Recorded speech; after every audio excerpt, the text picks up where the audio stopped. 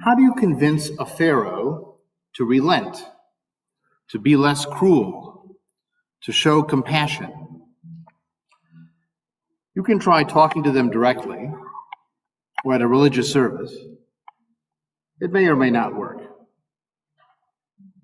We maybe have been thinking about this question, how do we soften a Pharaoh, in different terms over the last few days, and we'll probably be thinking about it for the next few years. What strategies will work? Negotiation, compromise, resistance, direct attack? And even if we don't have one magic bullet answer that will work, maybe we'll learn something about the character of a Pharaoh through the story we'll be exploring tonight. After all, even if this story never actually happened, it's based on the human experience of people.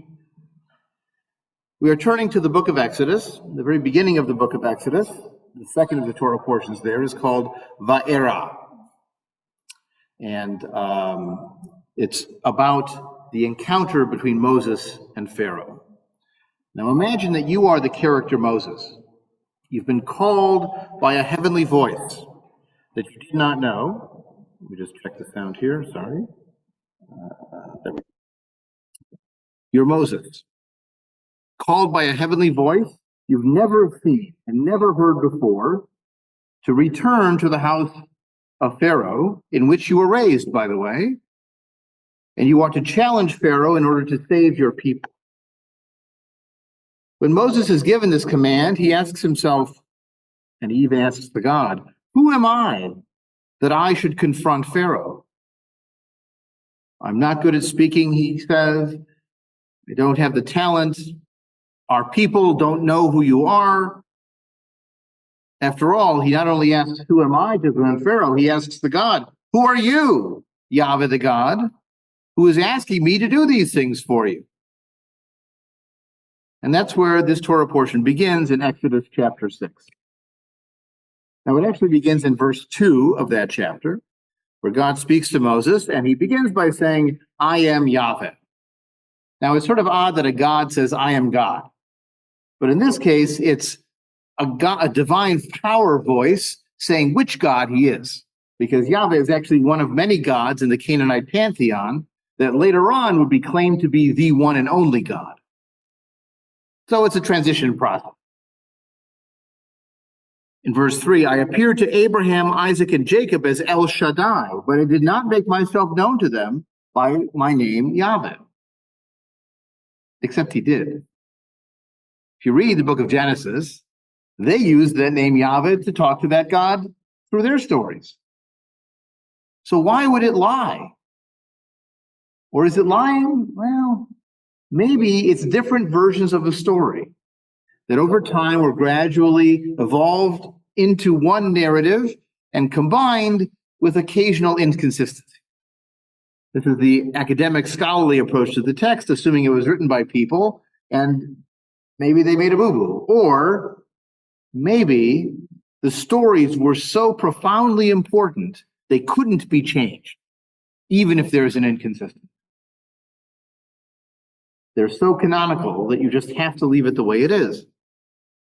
Or a third possibility, maybe there was an agenda behind the authorship that wanted to have this discontinuity, and we don't know what their purpose was. All possible, but it's worth noting at least this discontinuity here between the name of God supposedly being revealed to Moses for the first time, except his predecessors knew it as well. I also established my covenant with them to give them the land of Canaan, the land in which they lived as strangers. I have now heard the moaning of the Israelites because the Egyptians are holding them in slavery, and I've remembered my covenant. Interesting in the Hebrew that holding them in slavery actually is who are enslaving them. It's using the word slave as a verb. They're slavifying them. They're making them to be slaves. They're oppressing them in that way. And so we have here a basic pedigree of this God who made a promise, and now he's going to fulfill it. Although there is an odd vocabulary choice there. I remembered. Does that mean he forgot? Generally, if you remember, you weren't aware of something that you knew before, and then something reminded you that it in fact was the case. Does he need to hear the moaning? Doesn't he know that they're suffering? Isn't he paying attention? Or maybe he was in a different universe somewhere else, or involved in his own eternal contemplation. We don't know. But it's interesting that this remembrance is used there. Perhaps the concept is, now I'm going to act on it. I've seen it developing slowly, and now it's come to the point to enact the covenant, to live up to the promise I made so long ago. Say therefore, Yahweh says to Moses, to the Israelite people, I am Yahweh. I will free you from the labors of the Egyptians and deliver you from their bondage. I will redeem you with an outstretched arm and through extraordinary judgments upon the Egyptians, the assumption is. So here is a God that's going to act in the world. It's going to intervene. Now, what's fascinating in modern Jewish theology is you very often will get translations of the prayers that soften the divine action. So traditionally, the blessing for God is as a king. We don't like kings anymore. So now in the prayer books, it refers to the sovereign or the ruler. Also, by the way, king is gendered as male. Sovereign and ruler is more fuzzy on that front. In one translation I was just discussing with the rabbinic class this week, in the Hanukkah blessings, it praises a God who does miracles for our people. And in the English translation, it says, who makes miracles possible. Do you see how that shifts it? Instead of intervening in the world, it enables people to do wondrous things. One of my favorite ad slogans of all time was for the Technion University in Haifa, which used the slogan, miracles happen, they take a lot of work. Well, that's the framing of that creative translation for the blessing. But the God in the Bible is an acting God, literally with an outstretched arm. And later on, his strong hand is going to do things. A hand and arm acting in the world, not just a force that designs things far back and simply watches as people do things. That's not the God of the Torah. And whether we call the God of modern theology the same thing we would call the God of the Torah, that's a debate that you can have. And so the people are going to be freed. They will be redeemed through wonderful events. And then in verse 7, I will take you to be my people, and I will be your God. This is the relationship now. It's like a marriage. You are the people, I am the God. And you will know that I, Yahweh, with my specific name, I, this God, are your God who freed you from the labors of the Egyptians. So we have a covenant that's cut and proven by a deed that I will perform. I will bring you into the land that I promised to give to Abraham, Isaac, and Jacob, and give it to you as a possession. I, Yahweh. Notice the emphasis. Me, me, me. I will do this. This specific God. Now, this specific God wants a monogamous relationship, or monotheist, I guess, a monotheist relationship, because he wants only one God for this people. And the assumption goes the other way too.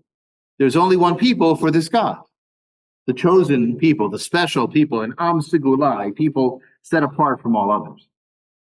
However, in verse 9, when Moses told this to the Israelites, they would not listen to Moses. Their spirits crushed with cruel bondage. You might have a wonderful message, but if the people aren't able to hear it, if they are so oppressed and so suffering and so sad, so beaten down, they don't have enough hope to act. So maybe part of this process, because of course, Yahweh doesn't just snap his fingers and teleport them to Israel. There's a whole 40 years of wandering and plagues and all kinds of events to come. Well, maybe this is a lesson, not just for Pharaoh, but a lesson for the people too, in what they need to be able to do. And so Yahweh speaks to Moses and says, go to tell Pharaoh to let the Israelites leave. Moses speaks back to Yahweh and he says, the Israelites won't listen to me. Why would Pharaoh listen to me? Like, I talked to the Israelites. It didn't work. So now I'm supposed to go up and talk to Pharaoh? That's even harder. And I have no chance. I get tongue-tied. And so Yahweh spoke to both Moses and Aaron. Aaron is like the spokesperson. He's the press secretary. Yahweh speaks to Moses and Aaron with regard to the Israelites and Pharaoh, gives them all the instruction to deliver the Israelites from Egypt. And then it goes on to explain the heads of the separate clans of the different tribes. And specifically, the breakdown is focused on the different sons of Jacob or Israel. And especially it focuses on Levites at the end. Now, why would there take this detour into genealogy? Well, the reason is because Moses and Aaron are not just characters in the story. Most likely, they represented rival clans of priests that were at times in conflict with each other, at other times trying to collaborate together.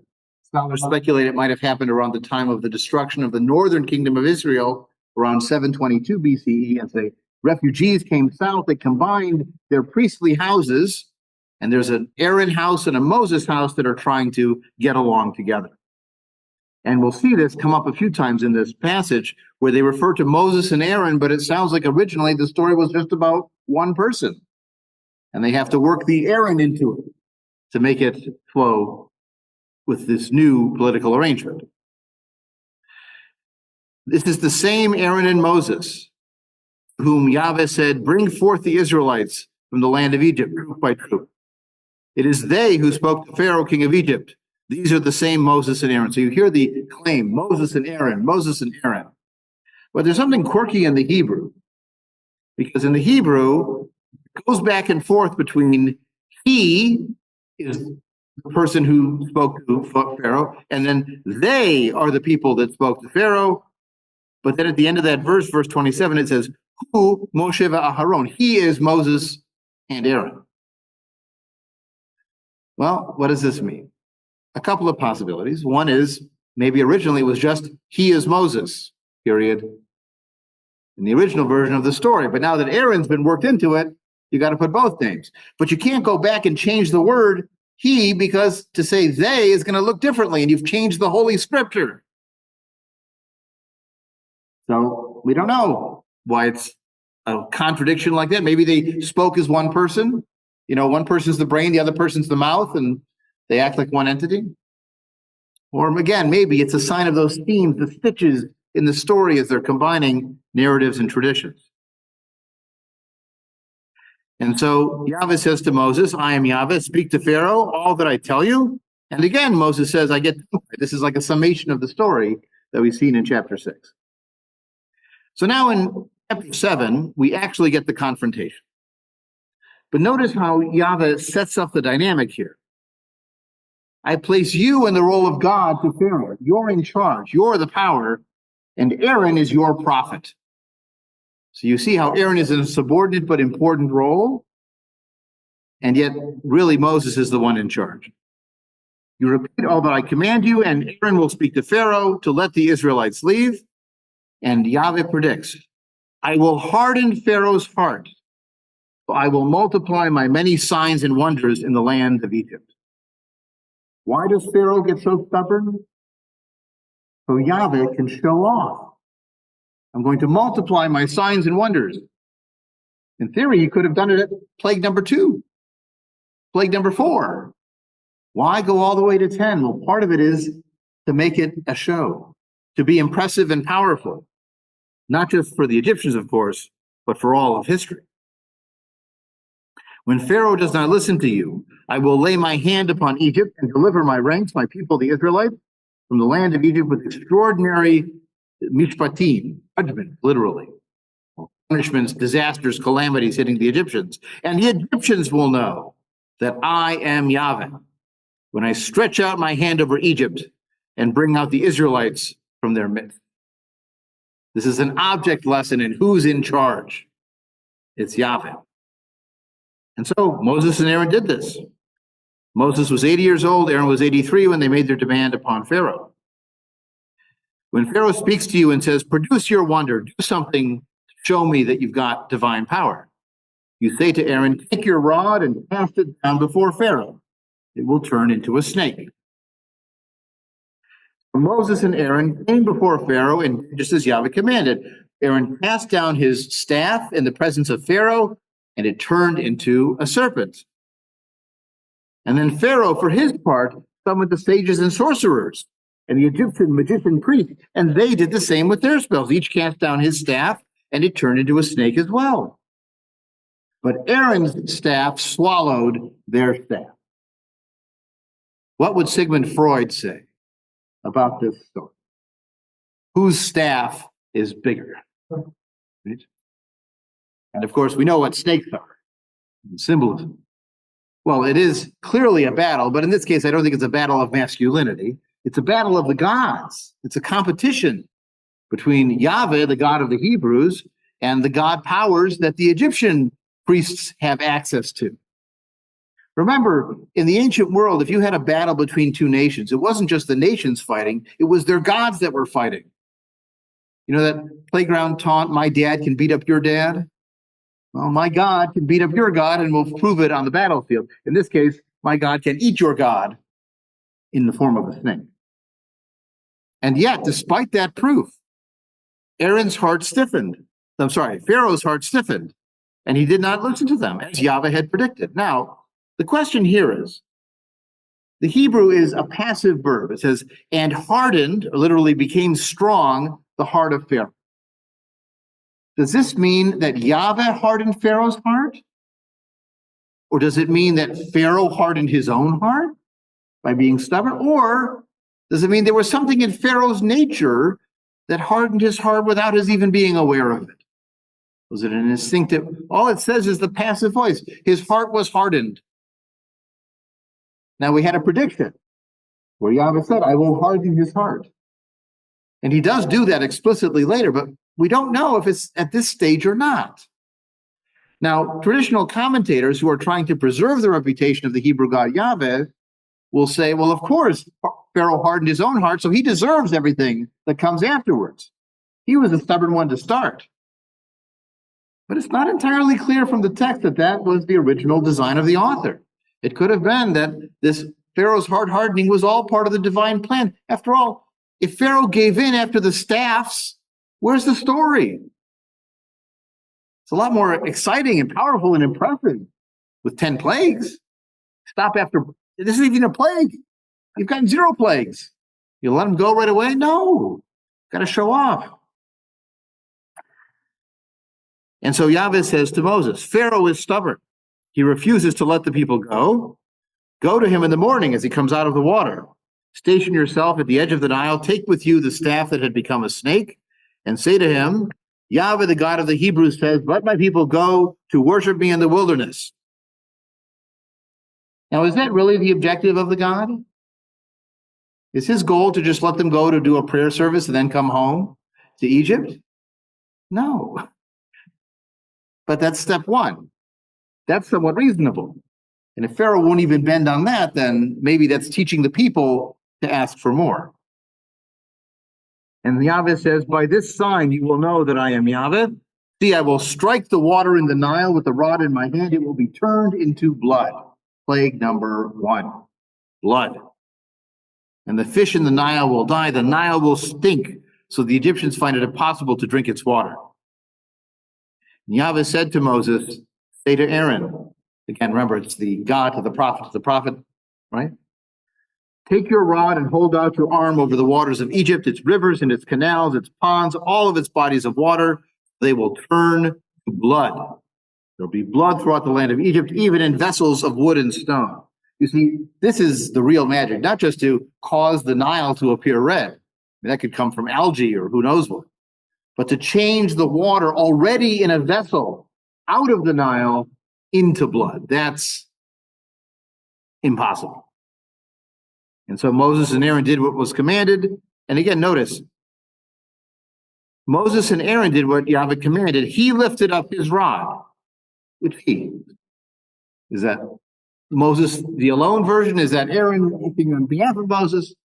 He struck the water of the Nile in the sight of Pharaoh, and all of it was turned to blood. The fish died, it stank, and there was blood throughout the land of Egypt. But, in verse 22, when the Egyptian magician priests did the same with their spells, Pharaoh's heart stiffened, and he did not heed them as Yahweh had spoken. The magicians are able to duplicate the feat. Now you might ask, how? If Yahweh is in charge of everything, if Yahweh is the only God there is, how is he allowing them to do this? Well, it could be part of a triple trickery maneuver to get them to stay longer, to show more wonders and cause more suffering, and then make a better story. Or again, it could be this conflict of gods, where the Egyptian gods can do some things. They could make a staff into a snake. It just wasn't big enough to fight off Yahweh. They can turn some water into some blood, even if not at the same scale, but enough that Pharaoh says, that's a party trick. You haven't proven anything yet. He went into his palace, paid no regard to any of this, and all the Egyptians had to dig round about the Nile for drinking water because they could not drink the water of the Nile. This raises this question: who's suffering from all this? It's not just Pharaoh. It's the people. It's the ordinary people. I remember in the 1990s when we had a very strict sanctions regime on the country of Iraq, Saddam Hussein still was eating just fine. But the ordinary people in Iraq were often the ones who were suffering from this. And you have to wonder, what is the result of your targeting? There's a report out of the BBC just this week about a particular Israeli raid in Lebanon where a number of Hezbollah fighters were killed, but the number of civilian casualties dwarfs the number of fighters who were killed. So what's your tolerance for collateral damage here? And in this case, the collateral damage of the Egyptians, and Pharaoh seems to have no empathy for them. Do you know of a Pharaoh that has no empathy? Do you know of a Pharaoh that might even do things that will hurt his own people and doesn't care because they're suckers, they're suckers? We've seen that story. When 7 days had passed after Yahweh struck the Nile, Yahweh said to Moses, "Go to Pharaoh and say, 'Thus says Yahweh, Shlach et ami, let my people go.'" Not to the same tune we're used to singing, but it's definitely the words. "Let my people go so that they will serve me." It translates here as worship, but it's Ya'avduni. Be slaves to me? It's the same root as slave, by the way, but it's to be a servant to a god is different in theory than being a servant to a person. "And if you refuse to let them go, I will plague your whole country with frogs. The Nile will swarm with frogs, and they will come up and enter your palace, your bedchamber, and your bed, the houses of your courtiers, and your people, your ovens, even your kneading bowls you will have full of frogs. The frogs will come up upon you and your people and all your courtiers." Yuck. Aaron holds out his arm with the rod, and up come the frogs from the canals and rivers of Egypt. And they cover the land of Egypt. But, in verse 3, the magician priests do the same with their spells. And they bring frogs upon the land of Egypt. So you get double frogs because you got the Egyptian brought frogs and the Yahweh brought frogs. And then Pharaoh summons Moses and Aaron and says, "Plead with Yahweh to remove the frogs." Enough is enough. "Remove the frogs from me and my people. I will let the people go to sacrifice to Yahweh." Okay, you've got a deal. You've squeezed me enough. And so Moses said to Pharaoh, "You may have this triumph over me. For what time shall I plead in behalf of you and your courtiers and your people, so the frogs be cut off from you and your houses to remain only in the Nile?" Let's set a date. Let's set a time. Let's watch me impress you even more. "Tomorrow," he said, "but." And Moses said, "As you say, that you may know that there is none like Yahweh our God, tomorrow the frogs will retreat from you and your courtiers. They will be only in the Nile." And so they left, and Moses cried out to Yahweh in the manner of the frogs, and Yahweh did as Moses asked. Good thing he cried out to Yahweh, because otherwise maybe the frogs would have stayed. We don't know. Who has the power here? Sometimes it's Yahweh directly. Sometimes it takes Moses to do something to get Yahweh to act. The frogs died out in the houses, the courtyards, and the field, and they piled up in heaps until the land stank. Well, I told you I'd get rid of the living frogs from your house. I didn't say they'd hop out on their own, right? So they all dropped dead, and the place is filled with stinking frog corpses. But, verse 11, when Pharaoh saw there was relief, he became stubborn, and he would not listen to them as Yahweh had predicted. Again, is this Pharaoh being stubborn himself natively? Is this an instinct? Is this just the way he responds whenever he can get away with it? He's going to do what he's going to do.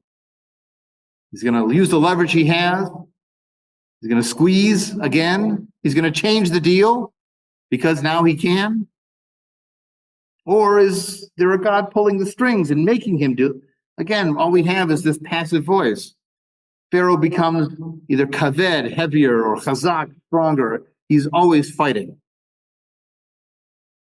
So then Yahweh says to Moses, verse 12, say to Aaron, hold out your rod and strike the dust of the earth, and it turns to lice throughout the land of Egypt. So now we've got blood, we've had frogs, now we have lice coming. Now, there are some people who try to make the story believable. Not that God actually does all these things, but maybe there was a red algae infestation of the Nile. And then that brought the frogs out of the Nile into people's houses. And then when the frog died because it was so dry in Egypt, that then the lice shows up and so on. And the insects come to eat the lice. And it's trying to connect the dots in the story as if it had actually happened. And then someone later on added some flavor to it. But that's not the point of the story. The point of the story is how amazing this is, and we'll see this in some of the plagues to come. So it turns to lice, and the vermin came upon human and beast throughout the land of Egypt. The magician priests, the same with their spills. So again, the lice from the Egyptians. Well, they tried, it says.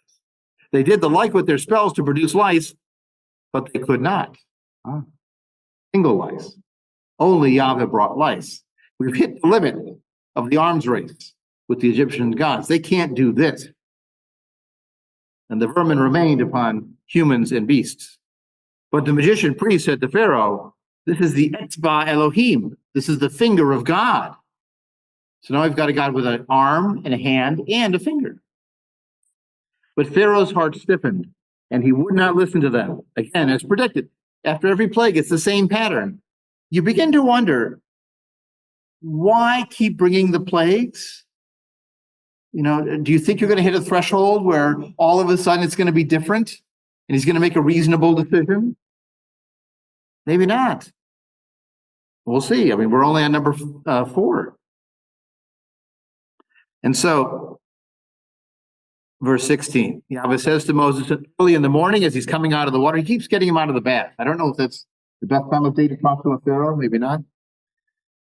Let my people go to worship me. If you do not let my people go, I will let loose swarms of insects against you and against your courtiers and your people and your houses. The houses of the Egyptians, the very ground they stand on, will be filled with swarms of insects. But, another arms race elevation. But on that day, I will set apart the region of Goshen, where my people dwell, so that no swarms of insects will be there, and you will know that I am in the midst of the land. And I will make a distinction between my people and your people. And tomorrow this sign will come to pass. Goshen is where the Israelites had settled. And so now we're beginning to see something different. It does imply, by the way, that when the river turned to blood and the frog showed up and the lice, that was hitting Goshen too. It was all the land of Egypt. So the Israelites are suffering from these plagues too. But now Yahweh is upping the stakes to say, watch how I treat them differently from you. Now here's where we begin to wonder, what's the morality of Yahweh here? Because now the ordinary Egyptians, by the way, who didn't vote for Pharaoh, they're suffering. They have no say. Yahweh's making these choices. Pharaoh's hardening his heart. But now the people that Yahweh likes don't have to deal with the plagues anymore. They're spared. They won't have to suffer. You know, which part of Egypt is the red and the blue, and we don't know. But the fear of what to do with this disaster no longer falls upon the Israelites. And so Yahweh makes a distinction between his people and your people. And so this happened in verse 20. Heavy swarms of insects invaded Pharaoh's palace and the houses of his courtiers. The land was ruined by the swarms of insects. And now in verse 21, Pharaoh relents. He proposes a compromise. Go and sacrifice to your God within the land. Okay, fine. You want to offer a sacrifice to Yahweh? Do it here. Maybe Pharaoh's not so dumb. After all, once the people leave, are they really coming back? Moses replied, "It would not be right to do this. What we sacrifice to our God is untouchable to the Egyptians, and if we do that in front of them, they'll stone us." Well, it seems like a reasonable argument. We must go a distance of 3 days into the wilderness and sacrifice to Yahweh. 3 days travel away, that's half the way to the land of Israel. So are they really going to leave and come back after sacrificing, or is this pushing Pharaoh beyond what he will accept to then cause the negotiations to fail? Sometimes with the Pharaoh, you can't negotiate because this Pharaoh had no empathy for the suffering of his own people. He certainly is not going to have any empathy for yours. And is Moses lying? Well, we don't know if Moses would have stuck to it or not. I mean, we see this dilemma when you've got people in conflict trying to negotiate and a lack of trust and a lack of belief. What's happening between Israel and Hamas right now? There's a truth in place. They're handing over people, sometimes not the right people, sometimes delays, wrong time of day. It's always changing. We're hoping to get a second release of hostages tomorrow. But what will happen after that? And will Israel return to the warpath, or will they continue to negotiate as they've agreed to do? We hear both messages. We hear both sides. And we'll see what happens. But I'm not holding out hope that it's going to go all the way through to phase 3 of the current agreement because there's no trust. There's no confidence between the two. So Pharaoh says, okay, I will let you go sacrifice to your God in the wilderness, but don't go too far. And now plead for me to get me out of this disaster. So Moses says, when I leave your presence, I will plead with Yahweh that the insects depart tomorrow. But don't let Pharaoh again act deceitfully. Let us go to do our sacrifices. And so he leaves Pharaoh's presence. He pleads with Yahweh. Yahweh does as Moses asks. The insects leave. But Pharaoh became stubborn this time also and would not let the people go. Now you have to wonder, are Moses and Yahweh stupid? I mean, why do they keep going back to the well? Or are they sadistic? Are they trying to punish the Egyptians or punish Pharaoh with all of this suffering? You know what Einstein supposedly said about insanity? It's doing the same thing over and over again and hoping you're going to get a different result. They do the same thing over and over again with more and more and more suffering, and there's no change. The Democrats want to impeach Trump time number 3. Do you really think that's going to work this time? Didn't work the last 2 times. It's going to work again. Let's try something else. So in chapter 9, go to Pharaoh and say, let my people go to worship me. If you refuse to let them go and continue to hold them, the hand of Yahweh will strike the livestock in your field with a severe pestilence. Maybe this is the escalation that will tip the scale. Yahweh will make a distinction between the livestock of Israel and the livestock of the Egyptians. Again, that double standard. He's fixed the time tomorrow. This is when it will happen. Yahweh did so the next day. All the livestock of Egyptians died, and the livestock of the Israelites, not a beast, died. And Pharaoh found out that this had happened. And again, is this a rational version of how plagues work? No, this is a story about the power of a God. Don't try to find natural causes to make it plausible to have actually happened. But here again, Pharaoh remains stubborn and he will not let the people go. Then Yahweh says to Moses and Aaron, each of you take handfuls of soot from the kiln and let Moses throw it toward the sky in the sight of Pharaoh. So now we have Moses actually doing magic. It's not just I say something and then it happens. Now I do some magic and it's going to happen from my hand. It will become a fine dust and cause an inflammation breaking out in boils on humans and beasts. Now you might ask, what beasts are left? I thought all the livestock just died. Well, this is part of the formula nature of it. May not always be consistent from one chapter to the next. They took the soot of the kiln and appeared. They threw it in the sky. It became an inflammation of boils on man and beast. And again, the magician priests of Egypt were unable to confront Moses because of the inflammation. It afflicted them too. They couldn't even protect themselves. But now we have direct intervention. Vayechazek Yahweh et lev Pharaoh, and Yahweh stiffened the heart of Pharaoh. Now God is the one doing it. If not for this, Pharaoh might have said, okay, fine, go do your sacrifice. But now you're causing it to happen again. You know, sometimes you entrap your children to teach them a lesson. Well, in this case, that's what Yahweh is doing to Pharaoh. Yahweh says to Moses, early in the morning, go to Pharaoh. Again, first thing in the morning. I don't know why he thinks it's effective. Let my people go to worship me. This time I will send my plagues upon your person and your courtiers. Know that there is none like me in all the world. I'm not just one of your local run-of-the-mill gods that your priests can control. I am a different God entirely. I could have stretched forth my hand and stricken you and your people with pestilence and wiped you out from the face of the earth. But I've spared you for this purpose, to show you my power, and in order that my fame will resound throughout the world. You are the object lesson. I'm going to use you to prove how powerful I am.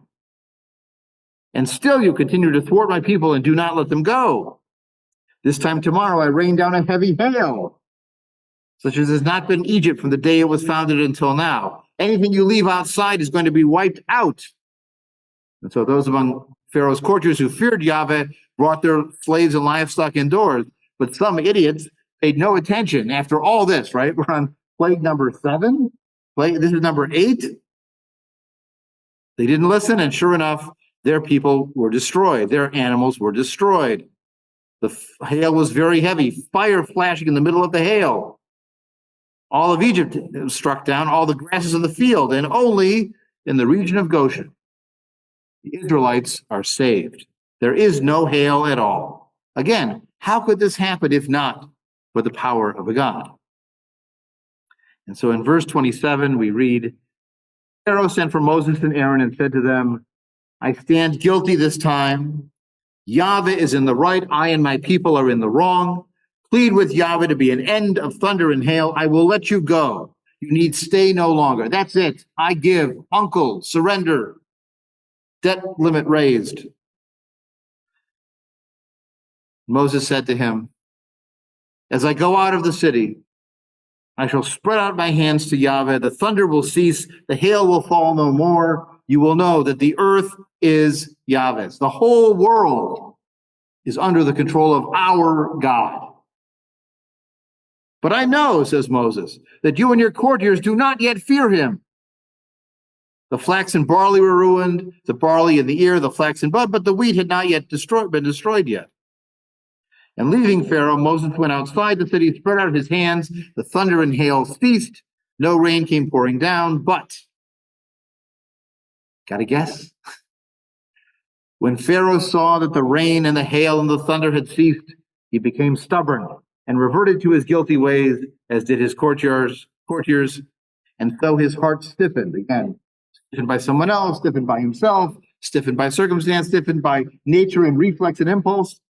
And he would not let the Israelites go, just as Yahweh had foretold through Moses. So we're stuck waiting for plague number 9, and then plague number 10. Finally, Exodus. Now, there's one piece of good news about this story, and there's a piece of bad news about this story. The good news is, it's only a story. It didn't actually happen. There are ancient Near Eastern curse formula that sort of match this pattern of escalating punishment. It's a nice round number, right? 10 commandments, 10 plagues, 10 fingers. It's a propaganda story for Yahweh. So it didn't have to happen to be impressive. And after all, this is not a story that shows a lot of empathy for your enemies. But the concept of empathy for your enemies is relatively recent. I mean, there is the saying of Jesus, love your enemies. But who really took that seriously for most of human history? Now, that's the good news, is it didn't happen.